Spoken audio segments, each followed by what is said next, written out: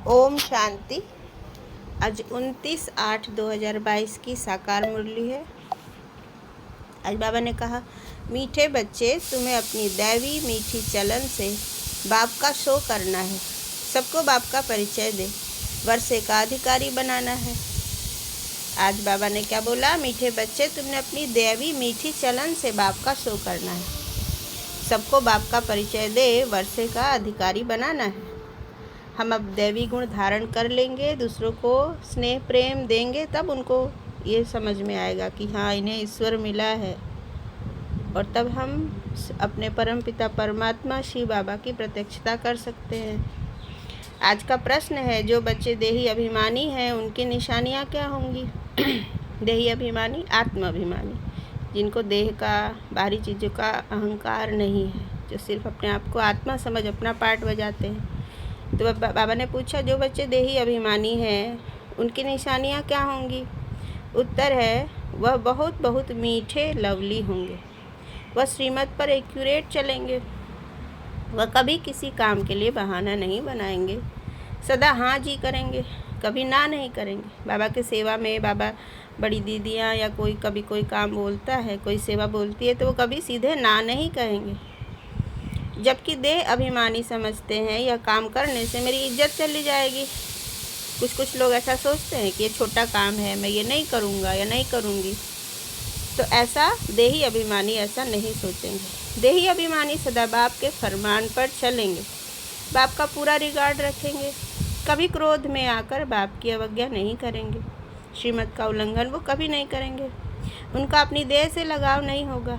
शिव बाबा की याद से अपना खाना आबाद करेंगे। वो सदा बाबा की याद में रहेंगे, अपना खाना आबाद करेंगे, बर्बाद नहीं होने देंगे। आज का गीत है, भोलेनाथ से निराला कोई और नहीं, ऐसी बिगड़ी से बनाने वाला कोई और नहीं। ओम शांति। इतनी सारी बड़ी दुनिया है, इसमें भारत खास और यूरोप आम कहे, क्योंकि भारत तो प्राचीन ही है। यह तो समझते हैं असुल भारत ही था। सबसे पहले तो भारत ही था। पूरे 2500 साल सिर्फ भारत ही रहता है।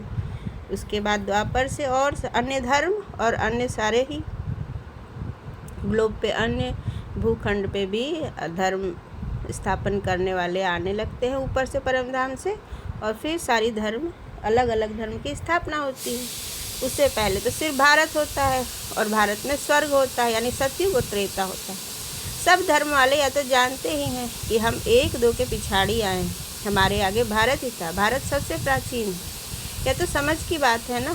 तुम बच्चे जानते हो कि बरोबर भारत ही प्राचीन है। उस समय भारत ही बहुत धनवान था, तो स्वर्ग कहा जाता था। इस समय तो कोई मनुष्य मात्र बाप को जानते ही नहीं, सिवाय तुम बच्चों के। सो भी नंबरवार पुरुषार्थ अनुसार जो ज्ञान में आ चुके हैं, जो ब्रह्मा कुमार ब्रह्मा कुमारी कहलाते हैं, जो रोज सेंटर जाते हैं, उसमें भी क्या है, इस ज्ञान की गुह्यता को समझने में हर एक आत्मा एक जैसी नहीं है। सब क्या है, नंबरवार पुरुषार्थ अनुसार हैं। जो जितना, कोई कम तो कोई ज़्यादा समझता है, किसी की धारणाएं कम है, किसी की ज़्यादा है। तो हर एक खुद समझ सकते हैं कि बेहद के बाप को नहीं जानते। पुकारते हैं, भक्ति करते हैं, परंतु बाप की बायोग्राफी किसको पता नहीं है। गाया भी जाता है कि फादर सोच सन, सन सोच फादर, यानी फादर के जो गुण हैं वो बेटे में भी तो दिखाई देंगे ना। बेटे को देख के समझ जाएंगे ना कि ये इसका पिता कैसा होगा, बड़े घर का है कि गरीब है, किस प्रकार से फैमिली से बिलोंग करता है, ये बच्चे को ही देख के समझ में आ जाता है। यही इसका अर्थ है कि सन सोच फादर, यानी बच्चा जैसा होगा उसको देख के हम समझ जाएंगे कि इसका पिता कैसा होगा। तो यही परमात्मा सिखाते हैं कि हम बच्चे जब दैवी गुणों को धारण कर लेंगे तो हमारे द्वारा ही परमपिता परमात्मा की प्रत्यक्षता होगी कि अगर ये इतने अच्छे हैं, इतने मीठे हैं, इतने संस्कारी हैं, इतने स्नेहमयी हैं, तो इनको सिखाने वाला, इनको जन्म देने वाला, इनको बनाने वाला इनका पिता कौन होगा, कौन हो सकता है? वो ज़रूर ईश्वर है। फादर तो अपना शो नहीं कर सकता, फादर तो बाहर नहीं जाएगा। तुम बच्चों को ही बाप का परिचय देना है। यह भी समझते हैं कि बेहद का बाप स्वर्ग का रचयिता है। उनको अगर जानते तो आश्चर्य लगता है, हम भगवान के बच्चे दुख में, आयरन एज में क्यों? यह प्रश्न भी तुमको पूछना है। कि अगर भगवान हमारा पिता है, भगवान रचयिता है, सब कुछ रच रहा है, तो हम दुखी क्यों हैं आज? ये कलयुग जैसा हाल क्यों आ गया? कलयुग आया क्यों? तो सबसे पूछना है, पहला प्रश्न पूछना है, तुम्हारा परम पिता परमात्मा से क्या संबंध है? पूछने वाले को तो ज़रूर मालूम है, और कोई भी पूछता नहीं क्योंकि मालूम नहीं है। हम ही पूछ सकते हैं क्योंकि हम जानते हैं कि वो सभी आत्माओं के पिता ठहरे। वो भगवान ईश्वर कहना तो दूर से संबंध हो गया, लेकिन पिता हैं वो हमारे, हम सबके। तो ये बात सबको बतानी है कि परम पिता परमात्मा है और वो सभी आत्माओं के पिता हैं।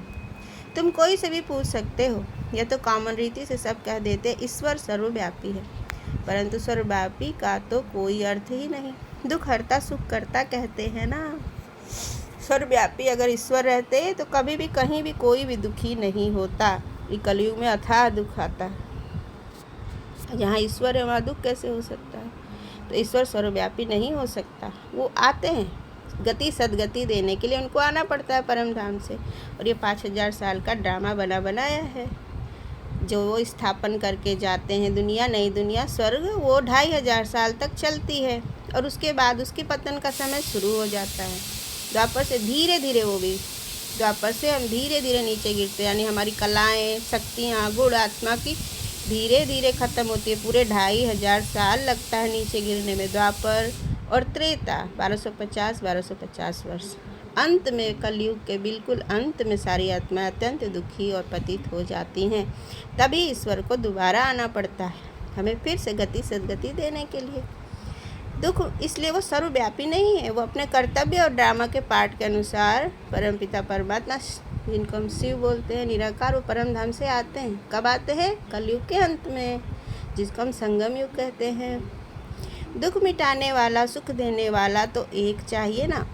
तुम थोड़ा भी टच करेंगे, समझाएंगे तो समझेंगे बरोबर सतयुग में सुख ही सुख था, अभी तो दुख ही दुख है। तो ज़रूर सबके दुखों को बाप ने मिटाया होगा। यह तो अति सहज बात है। तुम्हारी समझ में आता है हम पारलौकिक माता पिता के बने हैं। यह ज्ञान की बातें अभी यहाँ चलती हैं, सतयुग में नहीं चलती। वहाँ तो न ज्ञान है न अज्ञान है। सतयुग में हम प्रारब्ध भोगते हैं, ज्ञान धारण हो चुका रहता है आत्मा में, इसलिए आत्मा को ये ज्ञान नहीं होता है कि हम संगम युग बिता के आए हैं, कलयुग पूरा करके हम फिर से परम धाम से आए। ये ज्ञान लुप्त हो जाता है आत्मा से, और आत्मा दैवी संस्कारों को अपने अंदर पूर्ण रूप से धारण कर लेती है यहाँ के पुरुषार्थ अनुसार।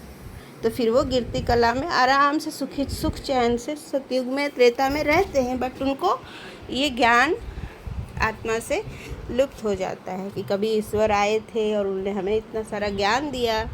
ये बात आत्मा में नहीं रहती है, और ना ही वहाँ ज्ञान की आवश्यकता होती है। वहाँ हम सदगति में जा चुके हैं, तो अब हमें फिर से परमात्मा ज्ञान दे, इसकी आवश्यकता नहीं होती है। इसकी आवश्यकता तो बिल्कुल कलयुग के अंत में पड़ती है। तुम अभी ज्ञान से प्रारब्ध पा रहे हो, नंबरवार पुरुषार्थ अनुसार। देही अभिमानी बनना बड़ी मेहनत की बात है। शिव बाबा की सर्विस में जो तत्पर रहेंगे वही देही अभिमानी बन सकते हैं। देह अभिमान आ जाने से फिर उनसे वह खुशबू निकल जाते हैं। उनकी चलन से ही सारा मालूम पड़ जाता है, यह देह अभिमानी है। ज्ञान में चलने वालों में भी किसी किसी में ईगो आ जाता है कि मैं तो श्रेष्ठ हूँ, मैं तो बहुत ज्ञानी हूँ, मैं तो इतने सालों से चल रहा हूँ, मेरी धारणाएं इतनी अच्छी है। तो उस बात का उन्हें अहंकार आ जाता है। फिर वो छोटे छोटे कार्य नहीं करना चाहते हैं। उनको लगता है हम तो बहुत पुराने हैं, हम बहुत श्रेष्ठ आत्माएं बन चुके हैं, तो हम थोड़ी झाड़ू लगाएंगे, हम थोड़ी पोछा की सफाई करेंगे।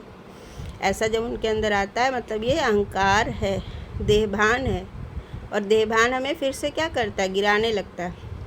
देही अभिमानी बहुत मीठे लवली होते हैं। हम एक बाप के बच्चे, ब्रदर्स हैं, आपस में भाई बहन भी हैं। दोनों ही श्रीमत पर एक्यूरेट चलने वाले हैं, चाहे भाई चाहे बहन। ऐसे नहीं कि एक श्रीमत पर चले दूसरा बहाना बनाकर बैठ जाए। श्रीमत पर न चलने वाले को बाप कभी अपना बच्चा कह नहीं सकते। बाबा बच्चा किसको बोलते हैं? अपना बच्चा, जो उनके लगे बच्चे हैं, जो श्रीमत पर एक्यूरेट चलते हैं, परमात्मा के हर एक श्रीमत को समझ से पालन करते हैं। बाहर से भले बच्चे बच्चे कहते हैं, परंतु अंदर में समझते हैं कि यह नाम फरमान वरदार है। यह क्या पद पाएंगे? बाप दादा दोनों समझ सकते हैं। श्रीमत पर अमल नहीं करते हैं। देह अभिमान के कारण श्रीमत पर चलते नहीं हैं। देही अभिमानी बड़े मीठे होंगे। यह आसुरी दुनिया कितनी कड़वी है। माता पिता भाई बहन सब कड़वे हैं। यहाँ भी जो देह अभिमानी है वह कड़वे हैं। अभी तो तुम देही अभिमानी बन रहे हो। कोई तो सिर्फ तमो प्रधान से तमो तक आए हैं, सिर्फ प्रधानता निकली है। कोई रजो तक पहुँचे हैं। सतों में तो कोई कोई आए हैं। ऐसे नहीं कि धीरे धीरे आते जाएंगे। कब तक धीरे धीरे चलते रहेंगे। देही अभिमानी को कभी देह का अभिमान नहीं रहेगा कि यह काम मैं क्यों करूं, इसमें मेरी इज्जत चली जाएगी।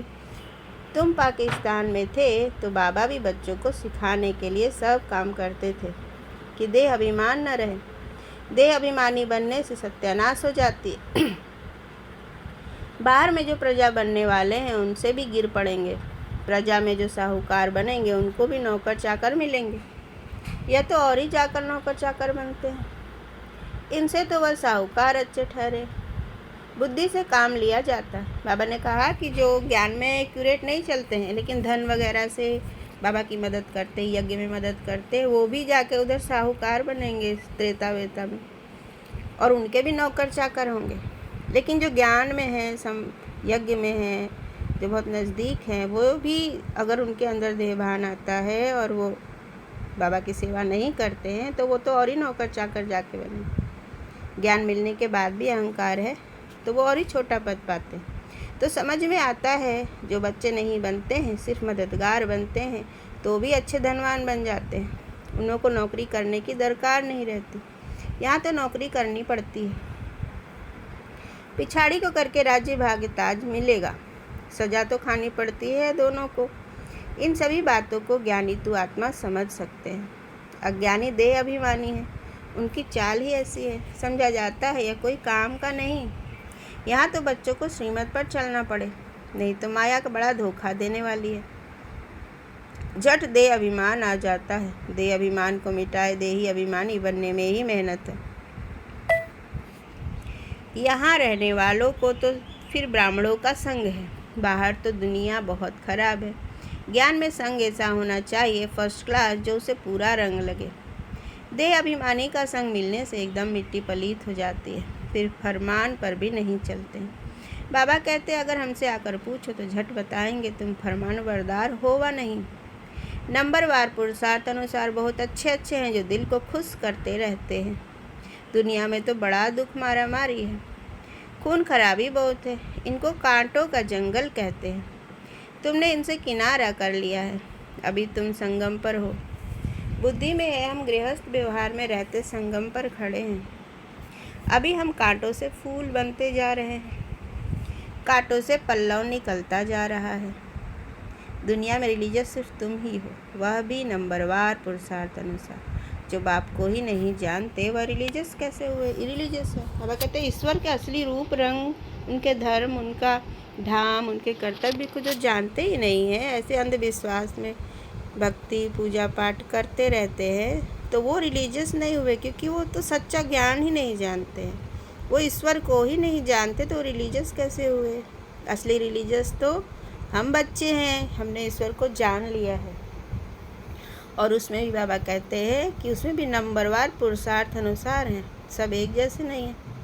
कहते भी हैं धर्मी और अधर्मी, पांडव और कौरव। पांडवों की स्थूल युद्ध कोई है नहीं, तुम्हारी है माया के साथ गुप्त युद्ध। अगर तुम बाप को याद नहीं करेंगे तो माया का थप्पड़ लग जाएगा, तूफान आएगा। बाप कहते हैं अभी तुम्हारा मुख है उस तरफ और पैर है इस तरफ। मुख स्वर्ग की तरफ है और पैर कलयुग की तरफ है। हमेशा याद करते रहना चाहिए नई दुनिया को। गृहस्थ व्यवहार में तो रहना है। बाप कहते हैं निर्बंधन हो रहने वालों से गृहस्थ व्यवहार में रहने वालों की अवस्था अच्छी है। ऐसा बहुत बार होता है, जो गृहस्थ में वो अच्छा पुरुषार्थ कर रहे हैं उनकी अवस्था भी अच्छी है, ज्ञान की गुह्यता की समझ भी अच्छी है। सब तो एक जैसे नहीं हो सकते, नंबरवार हैं। स्कूल में कोई एक जैसा नंबर थोड़े ही लेते हैं। यह भी बेहद का स्कूल है। बाप सब सेंटर वाले बच्चों का ख्याल रखते हैं। इनको कहेंगे विशाल बुद्धि। विशाल बुद्धि तब बनेंगे जब बाप को याद करेंगे। तुम बच्चों की अब विशाल बुद्धि बनी है। तुम मूल वतन, सूक्ष्म वतन, स्थूल वतन, यह सारा चक्र कैसे फिरता है इसे जानते हो। इसको विशाल बुद्धि व बेहद की बुद्धि कहा जाता है। मनुष्यों की है हद की, तुम्हारी बनती है बेहद की बुद्धि। तो बच्चों को बहुत मीठा बनना पड़े। जितना मीठा बनेंगे, संपूर्ण बनेंगे, उतना वह भविष्य में अविनाशी बन जाएगा। यहाँ जितना हम संपूर्ण बनेंगे, वो आगे जन्मों में हमारे संस्कार बन चुके होंगे, वो अविनाशी संस्कार बन जाएंगे। देखना चाहिए कि हमारे में देह अभिमान तो नहीं है। अगर कोई काम में ना करते हैं तो समझा जाता है इनमें देह अभिमान है। सतयुग में सब देही अभिमानी होते हैं। देही अभिमानी मतलब आत्म अभिमानी, उनमें आत्मा हूँ इसका भान रहता है, शरीर का भान नहीं रहता है। शरीर का भान जिसको रहता है उसको ही अहंकार और उसको ही देह भान वाला बोलते हैं। ईगो रहता है इनको, घमंड रहता है जिसको। अपने शरीर का भी किसी किसी को घमंड रहता है। मैं स्त्री हूँ, पुरुष हूँ, इसका भी घमंड होता है। और मैं सुंदर हूँ, ताकतवर हूँ, इसका भी घमंड होता है। जानते हैं यह पुराना शरीर छोड़ नया शरीर लेना है। यहाँ तो कितना रोते हैं। देह अभिमान है ना, देह पर बहुत प्यार है। तुम बच्चों के लिए दुनिया जैसे है ही नहीं। अशरीरी आए थे, अशरीरी बन जाना है। पुरानी दुनिया से मोह ममत्व टूटा हुआ होना चाहिए। पुरानी दुनिया को कम से कम याद करो। हमारी बुद्धि भविष्य में अटकी रहे, सतयुग में। जल्दी से जल्दी हम वहाँ स्वर्ग में जाके राजा रानी बनेंगे। जल्दी से जल्दी हम दैविक कुल में जन्म लेंगे। बेहद का बाप बच्चों को पढ़ाते हैं, उनका कितना रिगार्ड रखना चाहिए। बंदर किसका रिगार्ड नहीं रखता। बाबा ने कहा बंदर जैसी बुद्धि किसी की होगी। जैसे बंदर किसी को भी तंग करते रहते हैं, वैसे ही बंदर बुद्धि वाले अपने से बड़ों का, दूसरों का रिगार्ड नहीं रखते हैं, तो वो भी उनको तंग कर देते हैं ना। जिनके अंदर रिगार्ड रखने के संस्कार नहीं होते हैं, वो दूसरों को तंग करते रहते हैं अपने व्यवहार, अपने संस्कार की वजह से। हाथी को भी गुर्र गुर्र करेगा, बंदर बुद्धू क्या करेगा, बड़ों को भी कुछ कुछ बोल देगा, गुर्र गुर्र हाथी को भी करेगा, उसको समझ ही नहीं। तो जो बंदर के कड़वे रहते हैं, जो अंदर के कड़वे रहते हैं, उनको बाप सपूत थोड़े ही कहेंगे। कुछ लोग अंदर अंदर तो बहुत कड़वाहट है, एक दूसरे को देख के जेलस फीलिंग करना, अच्छा दूसरों के प्रति जो मान सम्मान और सबके प्रति शुभ भावना रखने के लिए बोला जाता है, ये भी एक श्रीमत है। और अगर हम सबके प्रति शुभ भावना नहीं रखते हैं, कड़वाहट रखते हैं किसी के लिए, तो हम क्या हुए, बापा के सपूत बच्चे नहीं हैं। कहेंगे इससे तो बाहर रहने वाले अच्छे हैं, रिगार्ड तो रहता है। बहुत सारे जिनको ज्ञान नहीं है, ज्ञान में नहीं है, वो भी बहुत अच्छे संस्कारी होते हैं। कोई बाहर लोग, बाबा कहते इतना मैं सिखा रहा हूँ तब भी अच्छे संस्कार नहीं धारण कर रहे हो, तो तुमसे अच्छे तो बाहर वाले हैं, रिगार्ड तो रखते हैं। यह भी ड्रामा ही कहेंगे। आज अच्छा चल रहा है, कल माया का तूफान लग जाता है। समझते नहीं कि हम कोई तूफान में हैं। बड़े बड़े को भी तूफान तो लगते हैं ना, फिर भी ड्रामा कहा जाता है। हम शिव बाबा से वर्षा लेते हैं, या भूलने से खाना बर्बाद हो जाएगा। खाना आबाद होगा शिव बाबा के भंडारे से। इनको भूला तो झोली खाली हो जाएगी। बाबा को नहीं भूलना है, सब बाबा का ही है। बाबा ने दिया है हमें यूज करने के लिए। ये सोच के ट्रस्टी बन के हम अपने घर में चलेंगे तो बाबा हमेशा झोली भर के रखेंगे। बाबा का ही ना सब कुछ। प्रजा में भी साधारण पद पाएंगे। बाबा को भूल जाने से क्या होगा, प्रजा में भी साधारण पद पाएंगे। सजा तो बहुत खाएंगे। खुद छोड़ने से फिर औरों को भी संशय बुद्धि बनाते हैं। बाबा को तो तरस पड़ता है, परंतु माया का वार सहन नहीं कर सकते। उस्ताद सिखलाते तो बहुत हैं, अचल अडोल रहना है। नहीं रहते हैं तो बाबा समझते हैं अर्जुन सिल्वर एज तक भी नहीं पहुँचे हैं। वंडर लगता है। ज्ञान पूरा न होने कारण, शिव बाबा से योग न होने कारण गिर पड़ते हैं। तूफान तो क्या क्या लगते हैं। चढ़ना और गिरना यह तो होता ही है।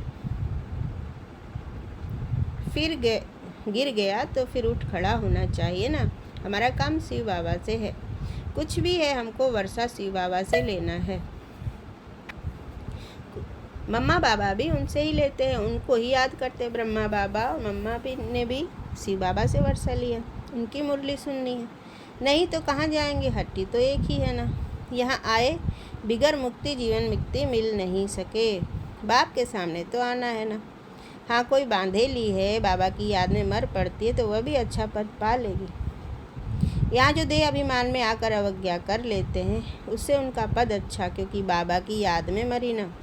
बांधेली मतलब जो स्त्रियों को बंधन रहता है, कोई आने नहीं देता है, पति आने नहीं देता है ज्ञान में, या घर वाले आने नहीं देते हैं, लेकिन उनको ईश्वर से बहुत प्रेम है, वो ज्ञान उनको अच्छा लगता है, हमेशा परमात्मा को याद करती रहती हैं, तो उनको बांधेली कहा जाता है। तो बाबा ने कहा वो हमारी याद में, परमात्मा की याद में मर भी जाती हैं तो भी उनका भी पद अच्छा मिलेगा।